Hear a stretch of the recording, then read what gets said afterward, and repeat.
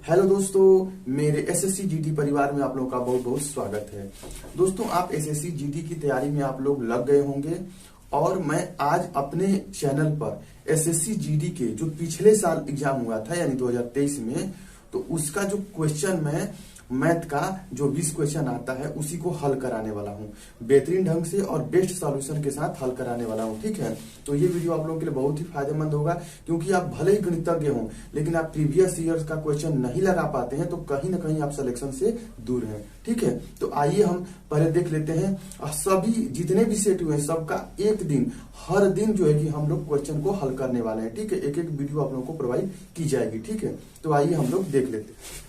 तो दोस्तों देखिए, पहला जो क्वेश्चन है कि आपका दिया हुआ है, क्या दिया हुआ है, एक व्यक्ति गंतव्य तक पहुंचने के लिए 4 अलग अलग जो है कि रास्तों से साइकिल चलाता है। इस पूरी यात्रा में के दौरान औसत गति ज्ञात कीजिए, यानी औसत चाल ज्ञात करना है। तो भैया औसत चाल का सूत्र क्या होता है, कुल दूरी बटा के कुल समय होता है। कुल दूरी बटा कुल समय होता है। तो कुल दूरी आप जोड़ लीजिए, तो 20 किलोमीटर चला है, 15 चला है, 10 चला है, 24 चला है। ठीक है, तो जोड़ लेते हैं। तो 20 10 30 10 40 40 20 60 और 60 9 कितना हो जाएगा 69 यानी कि 69। अब हमको निकालना है कुल समय। तो समय निकालने के लिए हमें क्या करना पड़ेगा, दूरी में 4 का भाग देना पड़ेगा। तो 5 की स्पीड से चला है 20, तो 5 चौके 20 यानी 4 घंटा हो जाएगा। ठीक है, उसके बाद क्या हो जाएगा, 3 5 15 हो जाएगा, फिर 2 5 10 हो जाएगा, 4 6 24 हो जाएगा। ठीक है, अब इसको हम जोड़ देंगे, 5 5 10 16 16 4 20।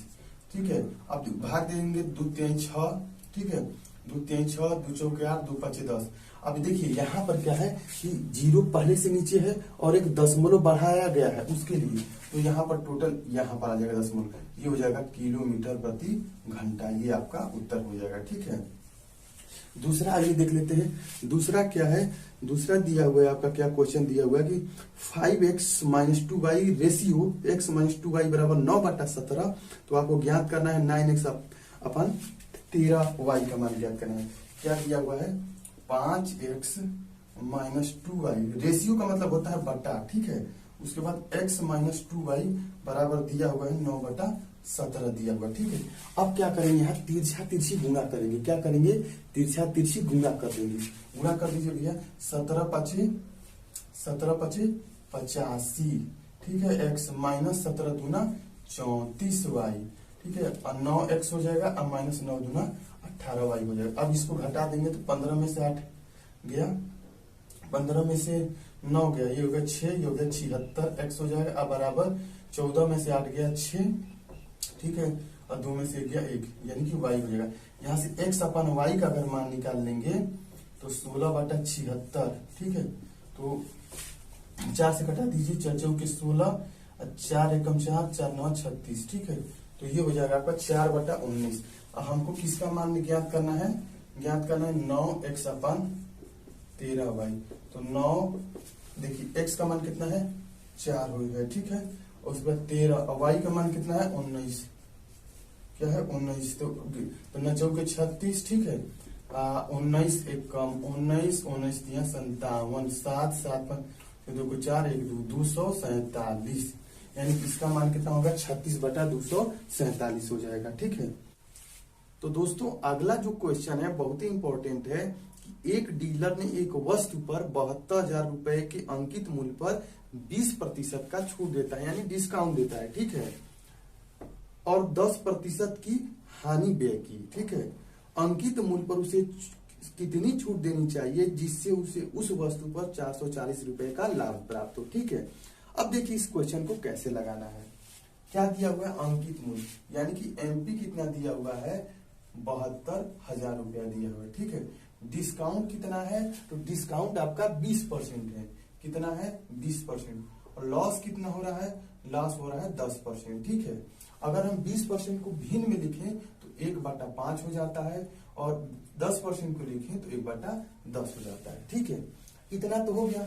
अब क्या करेंगे, यहाँ पर लिख लेंगे सीपी, यहाँ पर लिख लेंगे एसपी और यहाँ पर लिख लेंगे एमपी। ठीक है, सीपी का मतलब क्रय मूल्य, एसपी विक्रय मूल्य, एमपी का मतलब क्या हो गया आपका अंकित मूल्य। कहने का मतलब ये हुआ कि अगर 5 रुपए की कोई चीज है जिसका अंकित मूल्य 5 रुपए है, 1 रुपए का अगर डिस्काउंट किया जाएगा तो कितने में बेची जाएगी? 4 रुपए में। यानी 5 रुपए ये वस्तु का अंकित मूल्य, तो 4 रुपए में बेची गई। दूसरी बात, अगर किसी वस्तु का जो सीपी है 10 रुपया है, यानी क्रय मूल्य 10 रुपया है, 1 रुपए का हानि हो रहा है, तो कितने में बेची जाएगी? तो बेची जाएगी कितनी बेची जाएगी? 9 रुपए में। तो 10 रुपए की वस्तु 9 रुपए में बेची जाएगी। ठीक है, अब यहाँ पर देखिए एक बहुत बड़ा झोल हो गया। झोल क्या हो गया कि जब बेच रहे हैं तो यहाँ 4 आ रहा है, यहाँ बेच रहे हैं तो 9 आ रहा है। भाई बेचेंगे तो सेम आना चाहिए ना, तो सेम करने के लिए यहाँ ऊपर 9 का गुना और नीचे 4 का गुना। तो इधर 9 का तो इधर 9 का, यहाँ पर 4 तो यहाँ पर भी 4 का गुना। तो 10 चौके 40, 9 चौके 36 और 9 पचे 45। यानी कहने का मतलब ये हो कि एमपी हमारा कितना आ गया? 45। ये हो गया एसपी 36 और ये हो गया सीपी आप क्या हो गया? 40 हो गया। ठीक है, लेकिन हमारे क्वेश्चन में कहा है कि नहीं, जो एमपी है वो 72,000 है, यानी कि 45 यूनिट की वैल्यू कितनी है? 72,000 रुपए है। तो 1 यूनिट की वैल्यू कितनी होगी? 1 यूनिट की वैल्यू कितनी हो जाएगी? तो 72,000 बटा के 45, 9 आठे 72, 9 पचे 45, 80 को काटेंगे तो 16, यानी कि 1600 1 यूनिट की वैल्यू आ जाएगी। 1 यूनिट की वैल्यू 1600, तो हम कितने के निकालेंगे? 40 यूनिट की वैल्यू। तो 1600 गुणे 4 करें, 40 करेंगे तो हो जाएगा 64,000 हो जाएगा। यानी कि हमारा जो क्रय मूल्य है, यानी जो सीपी है कितना है? 6400 रुपया है। अब यहां से सवाल हल हो गया। 64 रुपया है और हमको फायदा कमाना है 440 रुपए का। हम फायदा 440 रुपए का कब कमाएंगे? जब हम उसमें जोड़ के बेचेंगे तब न कमाएंगे जी। यानी 64,000 की जो चीज है उस पर हम 440 रुपया जोड़ दें तो कितना हो जाएगा? 64,440 रुपया में उस वस्तु को क्या करेंगे? हम सेल कर देंगे, यानी कि उसका सेलिंग प्राइस हो जाएगा। उसका क्या हो जाएगा? सेलिंग प्राइस हो जाएगा। तो हमारे पास 72,000 रुपया है। अगर हम इस पर X% का डिस्काउंट दे देंगे तो ये हमारा क्या हो जाएगा? एसपी हो जाएगा। लेकिन एसपी तो हमारा कितना है? 64,440 है। ठीक है, तो 1 जीरो से 1 जीरो कैंसिल, परसेंटेज से 2 जीरो कैंसिल, तो x बराबर क्या हो जाएगा? 64,444 बटा 72 हो जाएगा। ठीक है, अब यहाँ पर कटा देंगे 9 आठे 72, 9 साते 63, 9 एकम 9 और 9 छके 54 बटा के 8 भाग देंगे। 8 8 अठे 64, 8 9 72 और 8 5 40। ये हो जाएगा आपका इतना परसेंट। लेकिन 100 में कितना होगा? तो 100 में से ये घटा देंगे तो हमारा आ जाएगा 10.5%। यानी 10.5% का क्या करेगा? ये डिस्काउंट दे देगा। 10.5 यानी 10.5% का क्या कर देगा? डिस्काउंट दे देगा। ठीक है, ये सवाल थोड़ा सा कैलकुलेटिव हो सकता है, लेकिन कॉन्सेप्ट इसका क्लियर है। ये सवाल ऐसे ही लगाया जाएगा। ठीक है, आइए देख लेते हैं अगला क्वेश्चन। दोस्तों, अगला जो एसएससी जीडी में आया हुआ क्वेश्चन है कि एक व्यक्ति की आय 95,000 है, उसका व्यय 75,000 है। यदि उसकी आय में 18% और उसके व्यय में 12% की वृद्धि होती है तो उसकी बचत में कितने प्रतिशत की वृद्धि होगी? ठीक है, तो हम लोग जानते हैं कि इनकम बराबर क्या होता है? एक्सपेंडिचर प्लस सेविंग होता है। यानी कि आय बराबर क्या होता है? खर्चा प्लस बचत होता है। ठीक है, कह रहा है 95,000, ये 75,000, तो हम जीरो को हटा देते हैं। हम सिंपल लिख देते हैं कि वो 95 रुपया कमाता है तो खर्च कितना करता है? 75। तो बचाता कितना होगा मोरे भैया? तो बचाता होगा आपका 20 रुपया। ठीक है, 75 20 95। यानी कहने का मतलब ये हुआ कि 95 रुपया अगर कमा रहा है और 75 रुपया खर्च कर रहा है तो 20 रुपया बचा रहा है। और इसको छोटा कर देंगे 5 से कटा के, तो कटाएंगे 5 से तो 19 हो जाएगा। ये हो जाएगा आपका हो जाएगा 15, 15 पचे 75 हो जाएगा। और ये हो जाएगा आपका क्या हो जाएगा? आपका 4 हो जाएगा। 5 20 15 75 19 पचे 95। अब यहां से हम क्या करते हैं? इसको हम लिख लेते हैं 1900, इसको हम लिख लेते हैं 1500 और इसको लिख लेते हैं हम 400 लिख लेते हैं। ठीक है, हम लोग इसलिए लिखते हैं क्योंकि कैलकुलेशन हमारा आसान हो जाएगा। क्योंकि इसमें क्या कहा है? प्रतिशत यानी कि वृद्धि कहा है। अगर हम नहीं करेंगे तो हमारा उत्तर या हमारा कैलकुलेशन दशमलव में जाएगा और मामला जाएगा गड़बड़ा है। ठीक है, अब देखिए भैया कहा कह रहा है कि आय में 18% की वृद्धि, इसमें 18% की वृद्धि, तो 1900 का 18% निकाल देंगे। कह रहा है कि व्यय में कितने परसेंट की वृद्धि, 12% की वृद्धि हो रही है। ठीक है, ठीक है, तो यहाँ हम देख लेंगे कि कितना आ रहा है। ठीक है, तो प्रतिशत से 2 जीरो कैंसिल हो गया। 18 में 19 गुणा करना हो तो कैसे करेंगे, 18 में पहले 18 गुणा करेंगे तो 324 हो जाएगा, क्योंकि 18 प्लस 1 लिख देंगे और फिर 18 जोड़ देंगे तो 8 4 12 को 2 2 1 2 1 3 1 4 और ये हो गया 342, यानी 342 हो जाएगा ये। ठीक है, और ये परसेंटेज से 2 जीरो कट जाएगा तो इस 12 में अगर 12 में 15 का गुना करेंगे तो 15 कम 15 15 दूना 30 यानी कि 180 हो जाएगा। ठीक है, यानी कि 342 की अगर वृद्धि हुई है किसमें, आय में हुई है, और खर्च में 180 का वृद्धि हुआ तो इसमें कितना हुआ है यानी कि सेविंग में, तो ये हो जाएगा आपका 2, ये होगा 14 में से 8 गया 6 और ये हो गया आपका 1, यानी कि 162 की वृद्धि हुई है। लेकिन भैया पहले हमारा 400 रुपया था, अब वृद्धि कितना हुआ है, 162 का वृद्धि हुआ है कितने में, 400 में, तो हमको निकालना है 100 में निकालना है, हमको किस में निकालना है, 100 में। ठीक है, तो क्या करेंगे, 2 जीरो से 2 जीरो कैंसिल हो जाएगा। ठीक है, तो 162 बटा के 4, तो 4 चौके 16 हो जाएगा। अब क्या उतरेगा, 2 उतरेगा कब, 0 बढ़ा के उतरेगा, 0 और 4 बचे 20, यानी इतने परसेंट यानी 40.5% की क्या हो जाएगी वृद्धि, किसमें, सेविंग में हो जाएगी। ठीक है, दिया हुआ है ऑप्शन में 40.5% की वृद्धि। तो दोस्तों आइए देख लेते हैं अगला क्वेश्चन क्या था कि दिव्या ने कार 35 यानी 3,50,000 में खरीदी और बेच दी 4,35,000 में। ठीक है, तो बताना कि लाभ प्रतिशत दशमलव के स्थान पर। तो देखिए इस ऐसे सवालों में हमको जीरो नहीं लिखना होता है, जो जीरो होता है उसको कटा देते हैं, तो 3 जीरो से कैंसिल कर देंगे तो ये बचेगा 350 का खरीदी और बेची भैया कितना का, 435 में बेची। इसको कटा दीजिए, 5 सते 35, 5 वाटे 40 और 5 सते 35 हो जाएगा। ठीक है, यानी 70 रुपए की खरीदी या 87 रुपए का बेच दी, 70 रुपए की 87 रुपए का बेच दी तो कितना फायदा होगा, 17 का फायदा होगा, कितने पर, 70 पर, अब गुणे 100 हो जाएगा। ठीक है, तो 1 जीरो से 1 जीरो कट गया तो 170 बटा के 7, तो 7 दूना 14 और 3 कितना होता है, 30 और 7 चौक 28, 28 2 और 7 दूना 14, यानी कि 24 मतलब 24.22 आ रहा है। इसका मतलब आपका ऑप्शन नंबर 3 सही हो जाएगा। ठीक है, अगला क्वेश्चन क्या है भैया, अगला क्वेश्चन देखिए दिया हुआ है कि एक लंब वृत्तीय बेलन का व्यास 14 सेंटीमीटर है और ऊंचाई 2 सेंटीमीटर है, इसके वक्र पृष्ठ क्षेत्रफल और संपूर्ण पृष्ठ क्षेत्रफल का योग ज्ञात कीजिए। तो देखिए एक बेलन है, क्या भैया, बेलन समझते हैं, बेलन क्या होता है, इसका जो वक्र पृष्ठ होता है क्या होता है, 2 पाई आर एच होता है, और संपूर्ण पृष्ठ जो होता है 2 पाई आर कोष्ठ में एच प्लस आर होता है। ठीक है, तो यहाँ पर देखिए 2 पाई आर एच 2 बार है।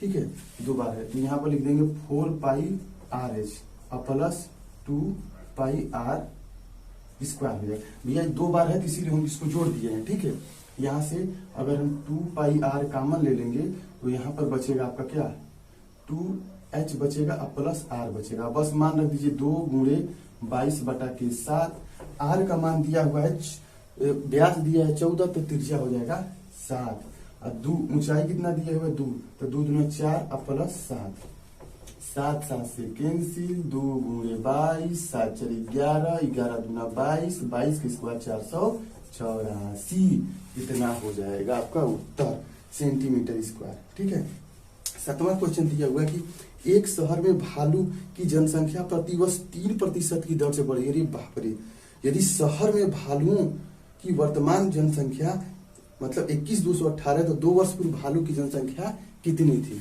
ठीक है, कितनी थी, तो देखिए सबसे पहले क्या करेंगे, देखिए सबसे पहले बहुत ही आसान है, जैसे चक्रवृद्धि ब्याज का लगता है सवाल या ना, बस वैसा ही लगेगा। कह रहा है क्या भैया 3%, तो 3% का मतलब होता है 3/100, यानी कि पहले भालू 100 थे तो अब बढ़ के कितने हो गए, 103 हो गए। अब कह रहा है कि 2 साल बाद, तो 2 साल जब कहेगा तो उसका स्क्वायर कर देंगे, तो 100 का स्क्वायर इधर और 103 का स्क्वायर इधर, तो 100 पर कितना हो जाएगा, 4 जीरो हो जाएगा। 103 का स्क्वायर बहुत इजी है, 3 का स्क्वायर 0 9, 103 में 3 जोड़ दीजिए तो 106 हो जाएगा। यानी पहले भालू 10,000 थे, अब कितना हो गए, 10,609। लेकिन कह रहा है कि नहीं नहीं नहीं नहीं, 21,218 हो गए हैं। कितने, 21,218 हो गए। तो कितना गुना है, 2 गुना है, तो इधर भी 2 गुना कर दीजिए, तो क्या हो जाएगा आपका, 20,000 हो जाएगा। यानी पहले भलुइया कितने थे, 20,000 थे।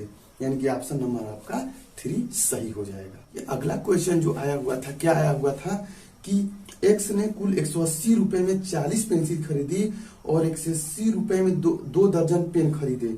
तो एक पेन और एक पेंसिल के मूल्य के बीच का अंतर ज्ञात कीजिए। ठीक है, 180 रुपये में 40 पेंसिल, ठीक है, तो पेंसिल तो क्या हो जाएगा, तो एक पेंसिल का दाम कितना हो जाएगा, एक पेंसिल का दाम कितना हो जाएगा, 180/40 हो जाएगा। ठीक है, अब कह रहा है कि 180 रुपए में 2 दर्जन पेन खरीदा, तो एक पेन का दाम कितना हो जाएगा, तो 180 बटा के यहाँ 24 हो जाएगा। 24 इसलिए होगा क्योंकि एक दर्जन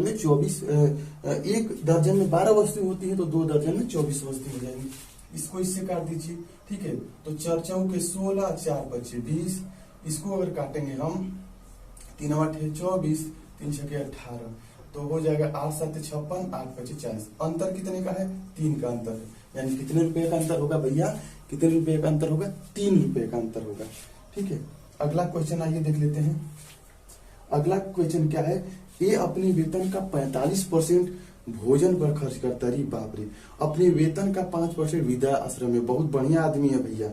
ठीक है, वह भोजन तथा वृद्धाश्रम पर कुल 28,500 रुपए खर्च करता है, तो ये किया ज्ञात कीजिए। कोई बात नहीं है। ठीक है, ये क्या है, ये हो गया। ठीक है, ये क्या कर रहा है, 45% किस पर, फूड पर कर रहा है। ठीक है, अब वृद्धाश्रम पर कितना, 5% कर रहा है, तो टोटल कितना कर दिया, टोटल कितना कर दिया, तो टोटल कर दिया कितना, 50%। 50% क्या कर दिया, खर्चा कर दिया। लेकिन कुल खर्चा कर रहा है 28,500 कर रहा है, 28,500 रुपया कर रहा है। अगर 50% 28,500 के बराबर है, तो 100% कितने के बराबर होगा भैया, 100% कितने के बराबर होगा, उसका दुगुना कर दीजिए। तो 285 का नहीं दुगुना करना है। मान लीजिए कि 28.5 रुपया है, तो 28.5 का दुगुना कितना होता है, 57। यानी कि 57 कितना हो जाएगा, 57,000 इसका क्या हो जाएगा, वेतन हो जाएगा, उसका आय हो जाएगा। ठीक है, तो दोस्तों आइए देख लेते हैं अगला क्वेश्चन क्या दिया हुआ है कि ए एक पेंटिंग को 12 दिन में पेंट करता है, बी 8 दिन में पेंट करता है, सी उसी को 10 दिन में कर सकता है। तो दिनों की संख्या लगभग जिनमें ए द्वारा पेंटिंग की जा सकती है। यदि बी और सी दोनों साथ कर मिलकर एक एक दिन छोड़कर एक दिन उसका साथ देते हैं, तो पहले दिन ए अकेला काम मतलब पेंट करना स्टार्ट करता है। देखिए सबसे पहले क्या करेंगे, तो यहाँ पर ए, यहाँ पर बी और यहाँ पर सी। ठीक है, ए कितने दिन में कर रहा है भैया, ए कर रहा है आपका 12 दिन में, ये 8 दिन में, ये 10 दिन में। ठीक है, अब इसका क्या करेंगे, हम एलसीएम निकालेंगे। तो एलसीएम क्या हो जाएगा भैया, 120। यानी कि उन्हें कुल 120 काम करना है, यानी 120 कुर्सी बनानी है। तो अगर इनकी क्षमता हम निकालें तो कैसे निकालेंगे, 12 दहियम 120, 15 बाटे 120, 12 दहियम 120।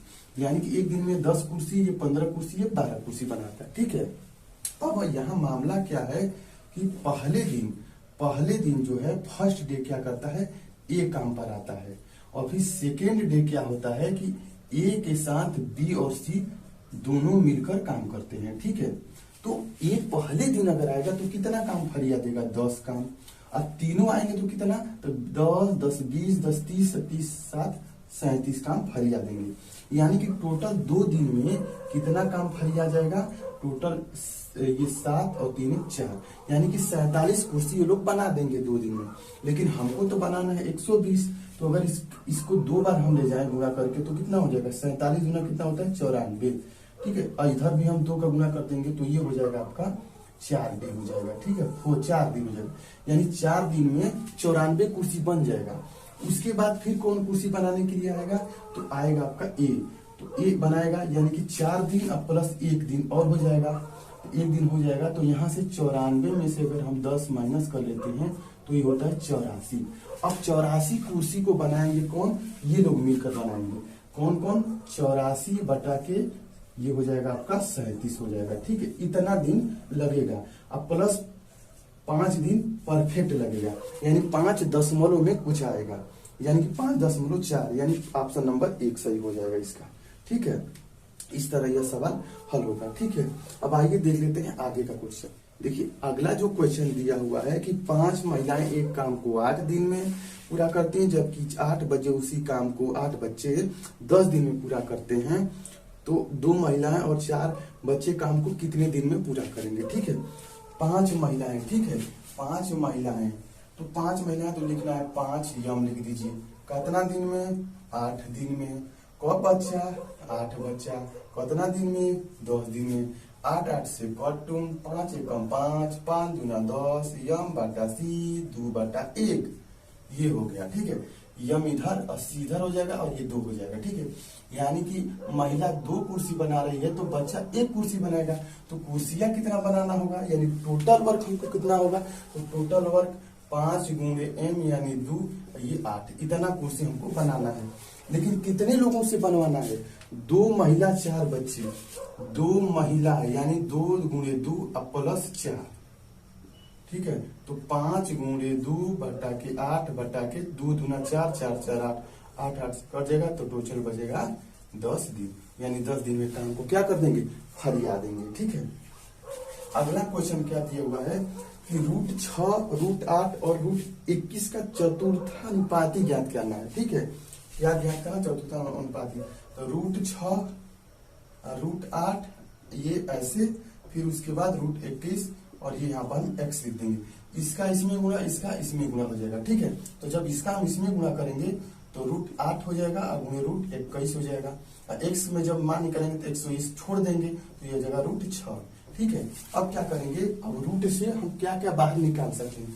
तो √8 को हम सकते हैं 2 कड़ी में 2, इसको लिख सकते हैं √7, अब कड़ी में √3, और √6 को √2 और √3। तो √3 से √3, √2 से √2 कट गया तो 2√7 हो गया। तो इसका आंसर क्या हो जाएगा, √2√7, यानी कि ऑप्शन नंबर 1 सही हो जाएगा। 13वां, एक कार 5 घंटे में 240 किमी दूरी तय करता है। यदि वो अपनी समान गति से आधी गति से तय करे तो उसकी दूरी तय करने में कितना अधिक समय लगेगा। ठीक है, देखिए भैया कह रहा है कि अपने समान गति से आधी गति से, यानी कि जब दूरी क्या कर दिया, आधी कर दिया, तो समय कितना हो जाएगा, इसका दुगुना हो जाएगा, दुगुना हो जाएगा। यानी कि पहले 5 लेता था तो अब कितना लेगा, 10 घंटा लेगा।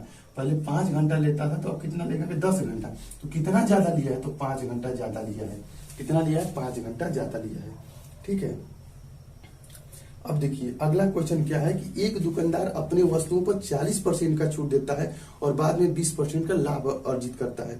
यदि अंकित मूल्य 2400 रुपए हो तो दुकान के लिए कितना क्रय मूल्य भुगतान करना होगा। ठीक है, देखिए इस तरह का जब भी क्वेश्चन निकालना हो तो ये फार्मूला हमेशा भी याद रखिए कि CP ये हो गया और ये हो गया आपका MP हो गया। ठीक है, MP CP निकालने के लिए हम क्या करेंगे, 100 माइनस डिस्काउंट कर देंगे। ठीक है, और MP निकालने के लिए 100 प्लस माइनस प्रॉफिट लॉस कर देंगे। तो CP यानी कि 100 में कितना छूट दिया है, 100 यानी कि 40, तो ये हो जाएगा 60, और कितने का फायदा हो रहा है भैया, 20 का, तो ये हो जाएगा कितना, 120 हो जाएगा। हाँ 20 हो गया, 60 एकम 60, 7 दूना 120 हो जाएगा, ये हो जाएगा 120। ठीक है, यानी कि अंकित मूल्य पहले 2 रुपया था, लेकिन अंकित मूल्य 2 रुपये नहीं था, यहाँ तो कह रहा है कि 2400 था, 2400 था, तो कितने के मल्टीपल पर है, तो 1200 की, तो इधर भी 1200 का गुणा कर देंगे तो ये कितना हो जाएगा आपका, 1200 रुपये हो जाएगा। यानी कि CP कितना हो जाएगा इसका, 1200 हो जाएगा। ठीक है, अगला क्वेश्चन क्या हुआ है कि एक व्यक्ति स्कूटर द्वारा 64 किमी प्रति घंटे की चाल से दूरी तय करता है और वह साइकिल से, ठीक है, साइकिल से 16 किमी प्रति घंटा की प्रारंभिक से लौट आता है, तो पूरी यात्रा की औसत चाल। तो औसत चाल का एक सूत्र होता है 2 गुणे बड़का बड़का गुणे छोटका अब बटा के बड़का प्लस छोटा का, तो 64 गुणे 16। और 64 में जब 16 का जोड़ेंगे तो कितना हो जाएगा 80। 16 कम 16, 16 5 80, 64 दूना 128 अब बटा के 5 भाग दे देंगे या 2 का ऊपर नीचे गुना कर देंगे तो हो जाएगा आपका 12 25.6 25.6 किलोमीटर प्रति घंटा। ये हो जाएगा इसका उत्तर। ठीक है, अब आइए देख लेते हैं आगे का क्वेश्चन। दोस्तों जो अगला क्वेश्चन दिया हुआ है कि 5 घंटियां सुबह 9 बजे एक साथ बजती हैं, तो ये 12 सेकेंड, 18 सेकेंड, 24 सेकेंड, 36 सेकेंड और 45 सेकेंड के अंतराल बजती है, तो घंटियां पुनः किस समय बजेंगी। ठीक है, तो इस तरह का जब भी क्वेश्चन आपको हल करना है तो क्या निकालेंगे, हम निकालेंगे एलसीएम। ठीक है, क्या है आपका 12, फिर है आपका 18, 24, 36 और 45। तो किस तरह निकालेंगे इसका एलसीएम, तो फैक्टर कर लेंगे।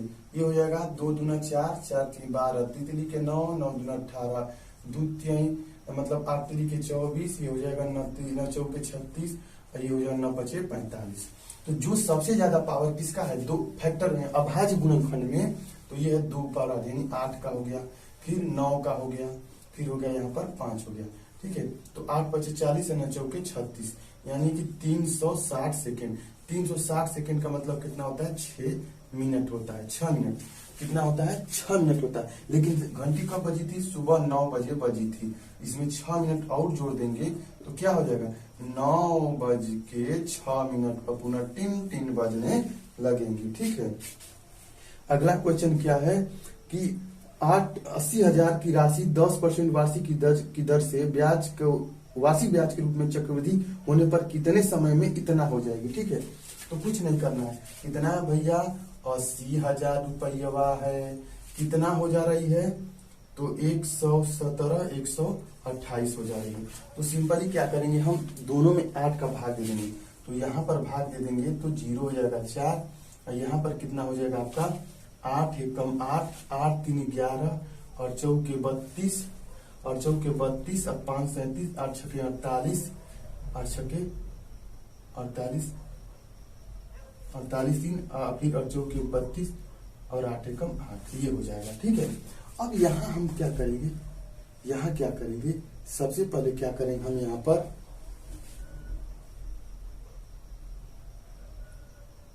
10% दिया हुआ है, तो 10% का मतलब क्या होता है, 1/10।